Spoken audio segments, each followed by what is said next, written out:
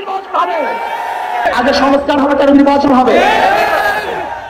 March for Dhaka, আমরা অচিরেই March for Dhaka ঘোষণা দেব।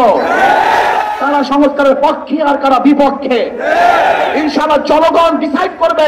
আগে সংস্কার হবে, আগে নির্বাচন হবে, জনগণ সিদ্ধান্ত গ্রহণ করবে। অচিরেই আমরা মার্চ ফর ঢাকা করবো, লক্ষ লক্ষ কোটি কোটি মানুষ ঢাকায় জমা করবো। সংস্কার হবে, তারপর নির্বাচন হবে। সংস্কারের বাহিরে বাংলাদেশের মানুষ কোনো নির্বাচন মানবে না।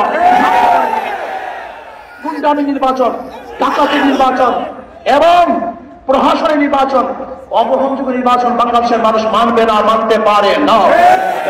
এর জন্য ইনশাআল্লাহ অচিরেই মার্চ ফর ঢাকা ঘোষণা হবে। আগে আছেন ইনশাআল্লাহ সবাই। আর আমরা টেস্ট হিসাবে প্রথমে স্থানীয় নির্বাচন চাই। যদি স্থানীয় নির্বাচন সুস্থ করতে পারে তাহলে আমরা মনে করবো জাতীয় নির্বাচন সুস্থ হবে।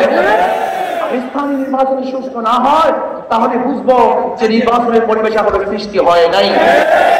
আসুন সোচ্চার থাকুন, ডাকাত দল, ইসলামের দুশ্মনেরা এবং ইউনূস সরকারের পায়ের নিচের থেকে মাটি সারাবার ষড়যন্ত্র চলছে, অনেকটা অগ্রসর হয়ে।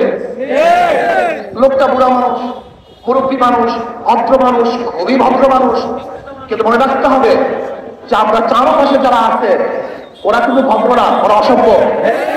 এই অসভ্যগুলিকে আপনার মাটি সরিয়ে ফেলবে। এর জন্য নারী কমিশনের এই শয়তানি বন্ধ করুন, ওদেরকে অ্যারেস্ট করুন, ওদেরকে বিচারের আওতায় আনুন।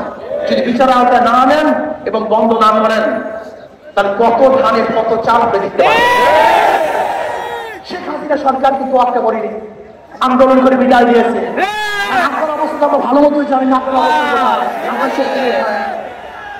ভালো থাকুন, সুন্দর থাকুন।